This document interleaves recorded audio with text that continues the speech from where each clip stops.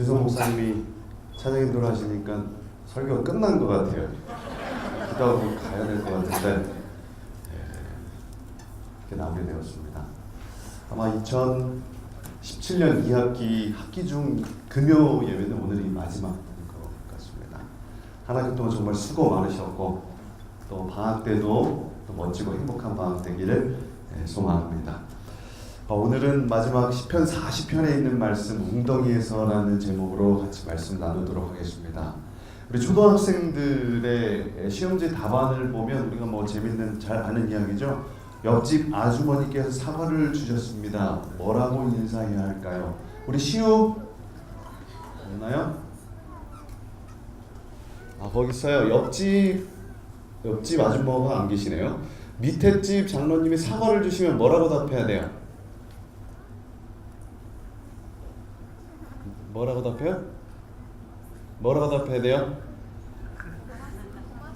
고맙습니다.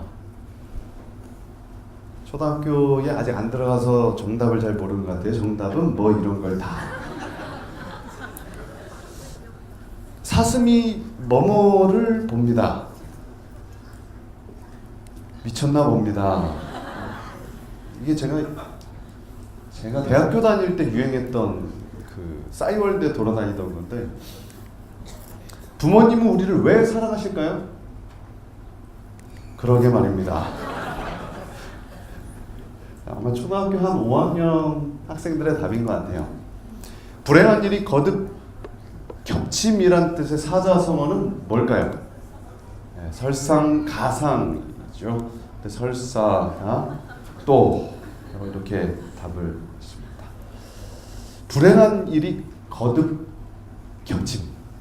하나님을 믿는 백성들에게도 이런 일들이 일어날까요? 우리 윤유한 형제님, 그런 일이 좀 일어나는 것 같아요? 지금 저랑 싸우자는 거예요?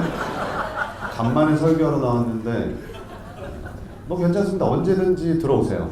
언제든지 받아들이도록 할게요. 아직 저 정도는 그냥. 네. 성경에 사실 이런 많은 이야기들이 있습니다. 시편 40편은 다윗의 시로 그렇게 알려져 있어요. 우리 다 같이 읽어보도록 할까요? 시작. 내가 여호와를 기다리고 기다렸더니 귀를 기울이사 나의 부르짖음을 들으셨도다. 나를 기가 막힐 웅덩이와 수렁에서 끌어올리시고 내 발을 반석 위에 두사 내 걸음을 견고하게 하셨도다. 새 노래 곧 우리 하나님께 올릴 찬송을 내 입에 두셨으니 많은 사람이 보고 두려워하여 여호와를 의지하리로다. 우리 박현빈 형제가 좋아하는 그분 누구죠? 하여튼 그분이 부른 노래에도 이 가사가 있죠. 내가 여호와를 기다리고 기다렸더니. 다윗은 자신이 처한 삶을 엉덩이가 아니죠. 웅덩이와 수렁이라고 그렇게 표현을 합니다. 그 웅덩이는 어떤 수렁입니까? 어떤 수렁이에요? 본문에 의하면 기가 막히다. 우리 기가 막히다라는 표현은 언제 하죠? 기가 막히게 맛있네. 기가 막히게 잘생겼어요. 예를 들어 이렇다는 거예요. 긍정적으로도 사용되지만 부정적으로도 사용되죠. 참 기가 막혔어요. 기가 막혀. 어이가 없다라는 그런 의미를 가지고 있습니다. 근데 영어 성경에 보면은 이 표현을 이렇게 번역을 하고 있습니다. 무서운, 절망의, 두려운 웅덩이다. 그리고 원어를 살펴보면 굉장히 시끄러운 상태를 얘기해요. 그 웅덩이라는 것이 굉장히 혼란스럽고 시끄럽다. 지난번에 시우를 이제 수영장에 데려다 줬는데요. 거기 데스크에 계신 할머니인지 아주머니인지 모르는 그분이 저에게 이렇게 말씀하셨어요. 손 주세요.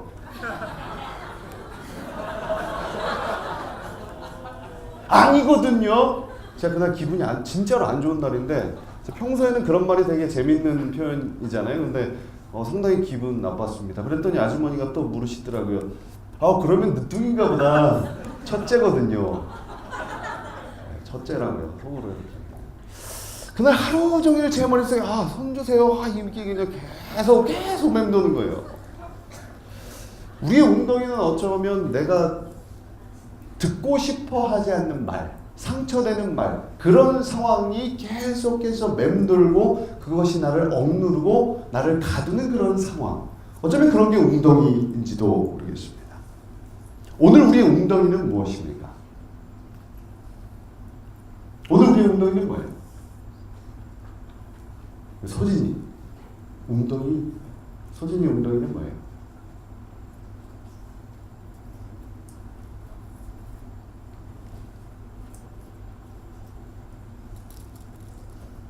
네.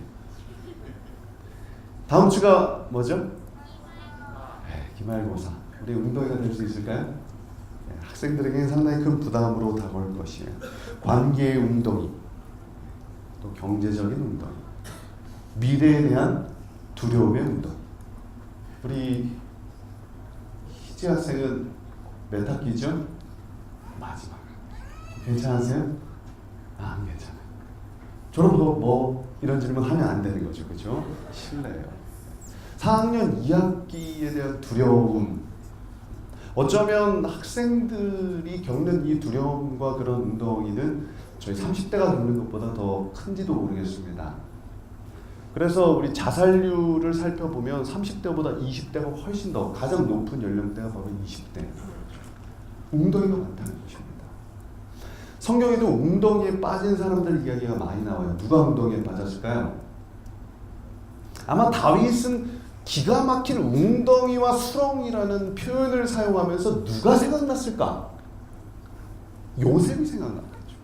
요셉이 어디에 빠졌습니까? 웅덩이에 빠졌어요. 누가 던져서? 그 형들이 던져서 웅덩이에 빠졌습니다. 그리고 요셉과 예레미야라는 선지자의 이야기를 살펴보게 되면 웅덩이에 빠집니다. 그런데 그 웅덩이의 상황을 성경은 이렇게 기록하고 있습니다. 웅덩이는 무엇을 하는 장소일까요? 그를 잡아 구덩이에 던지니 그 구덩이는 빈 것이라. 그 속에 뭐가 없어요? 물이 없다. 자, 예레미야서도 그 구덩이에는 뭐가 없어요? 물이 없어요. 그 물이 없다라는 말은 원래 이곳에는 무엇이 있다는 거예요? 물이 있는 장소예요. 웅덩이는 누구 빠뜨리려고, 누구를 고통 주려고 만든 장소가 아니라, 이스라엘의 이 날씨는 건기와 우기로 되어 있습니다. 그래서 건기 때 우덩이를 오늘 발음이 잘 안 되네요. 웅덩이를 파놓고 거기 회반죽을 칠해서 이제 빗물을 받아요. 이것을 이제 건기 때, 우기 때 받아서 건기 때 이렇게 사용했습니다. 근데 지금 이 웅덩이에는 뭐가 없는 것이에요? 물이 없는 것이에요. 웅덩이는 누구를 해치는 장소가 아닙니다. 무서운 장소가 아니에요. 바로 물의 근원이고 바로 생명의 자리예요. 그러나 가장 중요한 물이 있어야 할 자리에 물이 없을 때 역으로 이것은 오히려 더 큰 고통과 아픔의 상징이 되는 것입니다. 빵집에 뭐가 없어요? 빵이 있어야 되는데 빵이 없는 것입니다. 베데스다, 우리 38년 된 병자가 있었던 베데스다의 뜻은 뭐예요? 자비의 집이잖아요. 자비의 집에 뭐가 없어요? 자비가 없는 거예요. 하나님의 교회에 뭐가 없어요? 하나님이 계시지 않아요. 신앙하는 사람들의 삶 속에 신앙이 보이지 않고 예수 그리스도를 따라가는 사람들의 삶 속에 누가 없는 것입니까? 바로 예수가 없다는 것입니다. 오늘 웅덩이의 고통의 실체는 바로 하나님의 부재. 바로 이 물이라는 것은 하나님의 은혜와 임재를 나타냅니다. 하나님의 거하심, 그분의 은혜가 베풀어지는 자리에 물이 있었어요. 그래서 물이 바다를 뭐예요? 덮잖아. 우리 하박국서에 보면 물이 바다를 덮는 장면이 나와요. 근데 바다는 무엇을 나타내냐면 어둠과 어떤 절망, 두려움을 나타내는 상징적인 표현이 바다예요. 그래서 이스라엘 백성들이 홍해 바다를 두려워하잖아요. 근데 그 어둠을 물리치는 게 바로 하나님의 물, 은혜인데 그 물이 없을 때 바로 하나님의 부재, 하나님이 안 보이는 거죠. 사실 요셉이 그 웅덩이에 빠졌을 때 요셉의 문제는 형들이 아니었어요. 누구입니까? 하나님께서 허락하신 그 꿈이 보이지 않는 것이 요셉의 문제였습니다. 다윗의 문제는 골리앗이 아니었어요. 사울이 아니었습니다. 다윗의 문제는 하나님의 약속이 희미해져 가는 것, 그것이 그의 문제였어요. 사무엘 기름 부어줬잖아요. 하나님께서 약속을 주셨어요. 그러나 그 약속이 사라질 때, 그 하나님이 보이지 않을 때, 하나님의 부재 속에 다윗은 신음하였어요. 오늘 우리의 웅덩이는 바로 우리가 일상적으로 겪는 시험과 어떤 관계와 어떤 경제적인 문제가 아니에요. 오늘 우리의 진짜의 웅덩이는 무엇입니까? 바로 하나님이 거하시지 않는 것이죠. 오늘 우리의 마음속에 우리의 삶이 성전임에도 불구하고 하나님의 임재가 없다는 것입니다. 하나님의 영이 떠나고 있어요. 이것을 뭐라고 표현합니까? 엘리 제사장의 가정에 하나님의 영이 없습니다. 말씀의 백성에 말씀이 사라져요. 하나님의 예언의 백성에 예언이 사라져요. 이가복, 하나님의 영이 떠나는 것이 오늘 우리의 가장 큰 슬픔과 아픔은 아니죠.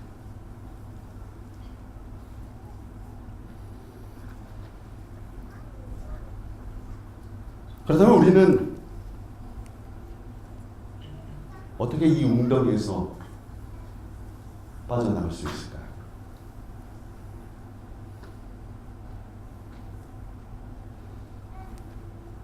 우리 다 같이 읽도록 하겠습니다. 다시 시작.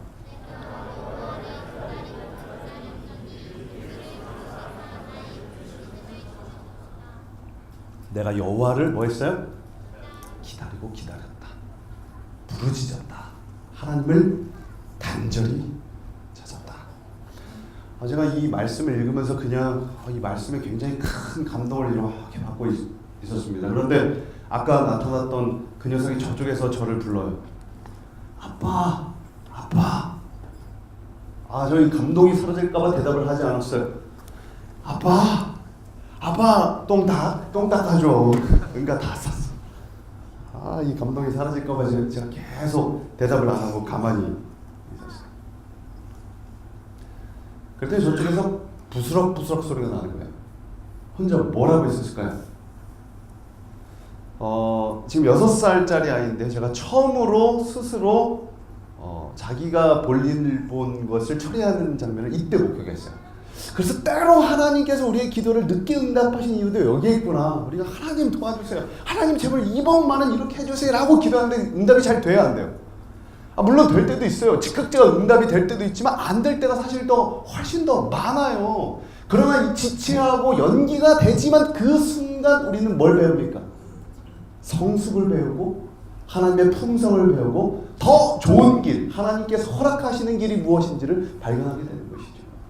시우가 먹은 것처럼 한 단계 업그레이드 된 거죠. 오늘 우리의 부르짖음, 하나님께서 즉각 응답하시지 않는다 할지라도 하나님께서 우리에게 가장 좋은 것을 주시는 분임을 우리 마음속에 다시 한번 새기기를 간절히 바랍니다.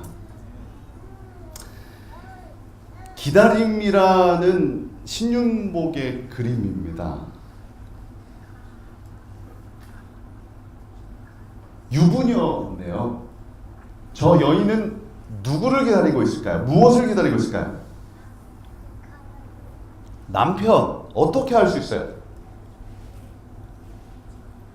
여자의 직감. 여자의 직감은 세상을 망가뜨리기도 하죠. 제 집사람이랑 오랫동안 살았는데 거의 진짜 직감대로 행동해요. 어디 길을 찾아갈 때 내비게이션이 이렇게 나왔는데 직감이 저기래. 저는 지도를 믿습니다. 여자의 직감을 신뢰하지 않아요. 누구를 기다리고 있을까요? 힌트는 요거예요. 송락이라는 승려의 모자예요. 유부녀는 왜 승려를 기다릴까요? 무슨 사연이 있을까? 해석은 독자들이 하는 것이고, 사연 없는 기다림은 없습니다. 내가 여호와를 기다렸더니, 여기서의 기다림은요, 무슨 일이 일어날지 보기 위해서 기다리는 것이 아니라 어떤 일이 일어날 것인지 확신하며 기다리는 그 표현입니다. 그래서 연속적 행위, 기다린다라는 것은 한번 기다리고 마는 것이 아니라 기다리고 또 기다리는 것이에요. 우리의 정체성은 무엇이에요? 무엇을 기다립니까?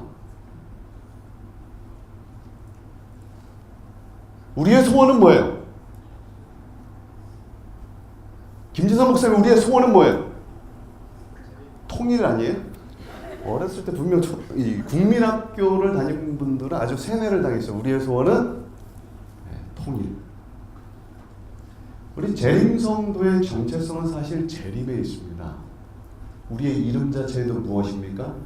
애드벤티스트, 예수님의 재림을 기다리는 사람들이라는 의미를 가지고 있어요. 그래서 사실 우리 삶은 사실 예수님의 재림을 어떻게 기다리는가, 그분의 재림을 어떻게 이루어 가는가에 우리의 삶의 초점이 맞춰져야죠. 그러나 우리는 이 땅에서 영원히 살 것처럼, 이 땅을 위해서 사는 것처럼 그렇게 살고 있지는 않죠.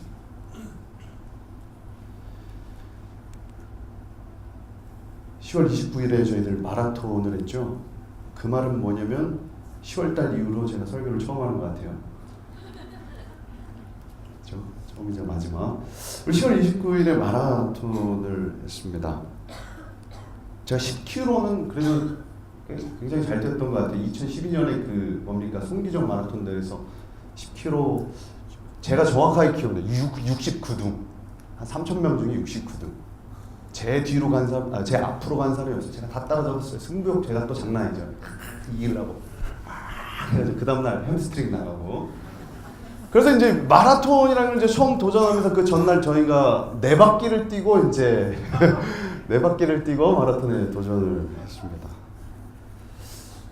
한 10km, 20km를 갔는데 그 앞에 뭡니까 그 페이스메이커? 제가 4시간 40분에 저희가 맞춰서 뛰었죠? 근데 4시간 20분 이분들이 너무 천천히 뛰는 거예요. 뭐야 이렇게 천천히 뛰어? 그래서 4시간 20분을 지나서 이제 4시간이 이제 바로 앞에 왔어요. 그 정도로 이제 천천히 가는데도 다 따라잡았죠, 제가. 초코파이 먹는 시간이 왔어요. 그래서 김진선 목사님이 막 7개, 8개 먹었다고 그러길래 저도 또 승부욕에서 많이 먹으려고 했으나 나는 먹는 것보다 뭐가 더 중요해? 빨리 가는 거 중요해요. 2개만 잽싸게 먹고서 또 떼야지 하는데 태어나서 처음 겪는 경험을 하게 됐어요. 다리가 안 움직이는 거예요. 내 의지대로. 생각이랑 요 상체는 아주 멀쩡해. 뭐 숨도 차지 않는데 다리가 전혀 움직이지 않는 상황. 그때부터 이제 4시간 20분 앞으로 가고 4시간 40분 앞으로 가고 할머니들 내 앞으로 다 지나가고 해도 막 따라가려고 했는데 안 따라가지.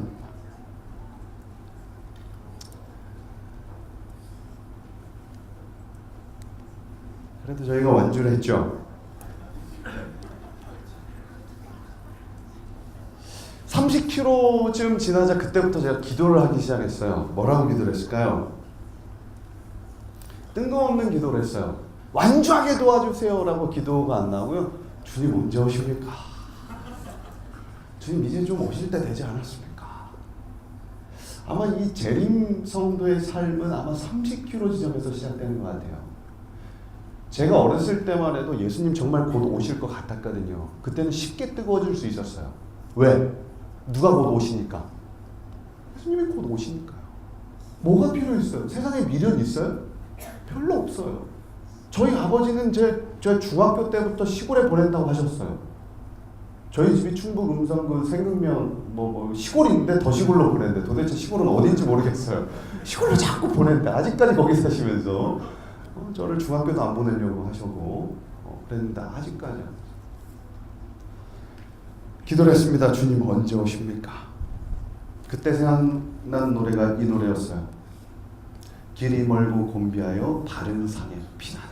정확하게 30km 지점이 넘어가는 요 순간에 저 노래가 딱 떠오르더라고요. 가나안이 멸린 곳, 가나안이 멸린 곳, 피곤하다. 피곤하다. 거친 광야 끓는 사막 정처 없이 헤매니 피곤하다. 가나안이 멸린 곳. 그 다음에 이제 34km, 35km는 왜 그렇게 1km가 안 가는지요. 그때 생각나는 노래가 내 본향 멸리 남았나. 그 파수꾼 대답하되 이 밤은 거의 다 새고 쉬동이 트리니 울지 말고 빨리 가라. 그래서 제가 35km부터 막 갑자기 막 뛰기 시작했어요. 그때 이제 좀 막판에 이제 좀 가가지고 열심히 뛰었습니다. 소방의 별 인도하니 저 하늘 본향 이르러 영원히 살겠네. 제가 또 기도했습니다. 주님 왜 이렇게 안 오십니까? 우리 힘들어 죽겠어요. 선교도 잘 안 되고 교회도 힘들고. 요번에 제가 목회자협의회 갔는데 그 나이 드신 목사님이 눈물을 흘리면서 대표 기도를 하시더라고요. 주님 저희들 1년 동안 도대체 뭘 했습니까? 저희들의 열매 없음을 불쌍히 여겨주셔서. 나이 드신 목사님이 눈물을 흘리면서 기도하는데 우리도 다 눈물이 나는데 이렇게 참았죠. 좀 도와주세요. 힘들어 죽겠어요. 사실 35km 지점 넘어가면서 사실 저 울었어요.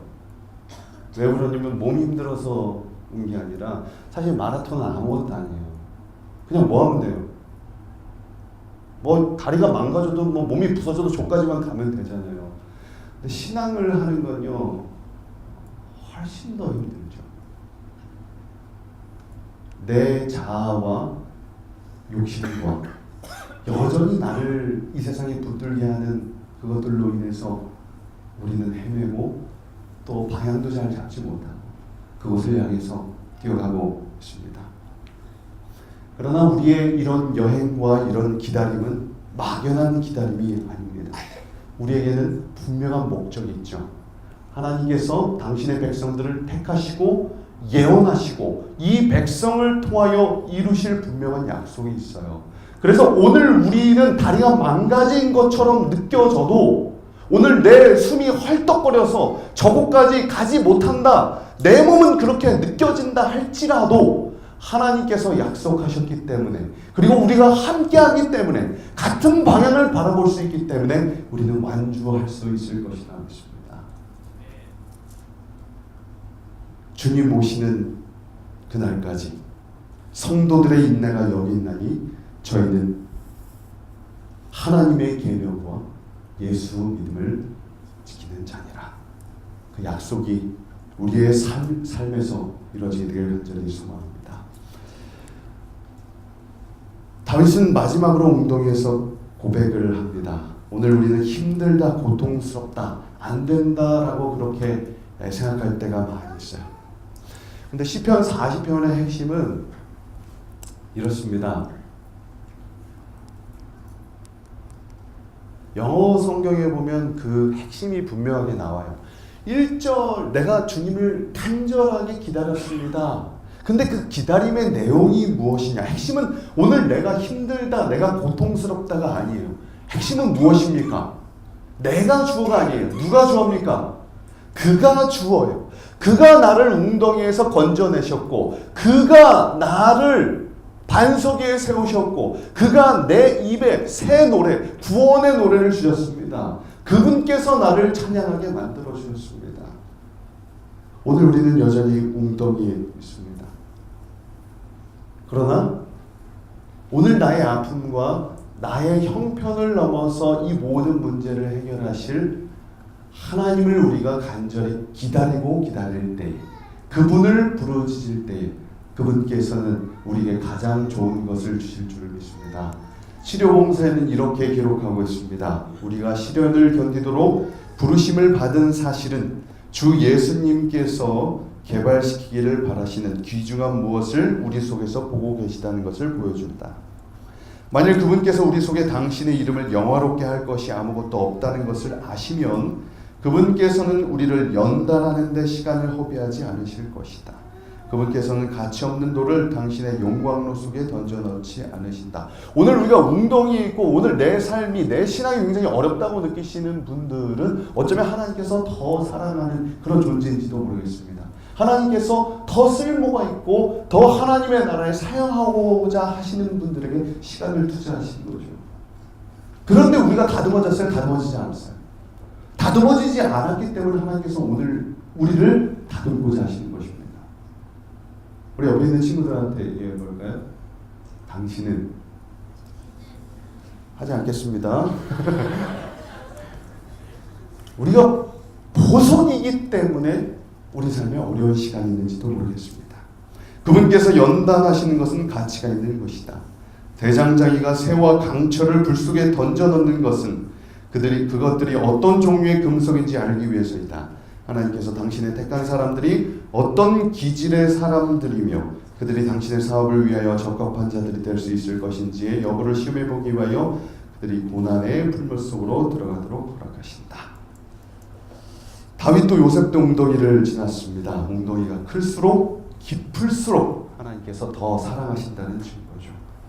웅덩이는 단순히 우리의 아픔만 존재하는 것이 아니라 하나님을 더욱더 깊이 바라보는 장소. 그리고 무엇보다도 그 웅덩이의 시간을 통해서 우리는 누구를 닮아갑니까? 하나님을 닮아가는 거죠. 그 속에서 하나님의 품성을 배웁니다.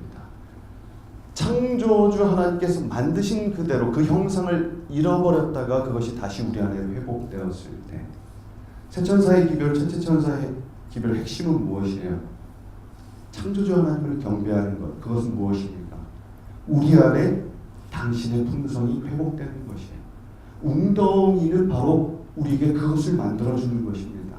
그래서 다윗은 고백하죠. 내가 웅덩이에 나왔을 때 그분께서 나를 이렇게 만들어주셨을 때 온 세상이 많은 사람들이 여호와를 뭐합니까?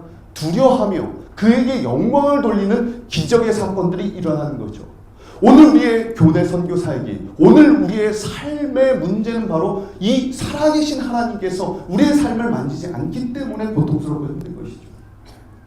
그 하나님의 영의 역사가 우리에게 함께하길 간절히 기도합니다. 우리의 웅덩이의 삶이지만 우리를 만지시고 우리를 건지시고 우리를 다시 회복시켜 주셨을 때 우리는 누구를 찬양하게 됩니까? 나의 아픔, 나의 과거를 드러내는 것이 아니라 하나님을 찬양하게 되고 하나님께 영광을 돌리는 삶이 될 것을 믿습니다. 그런 재림 청년 마지막 시대에 주의 세천사의 기별을 전하는 주의 청년들 되길 간절히 바라면서 말씀을 마치겠습니다.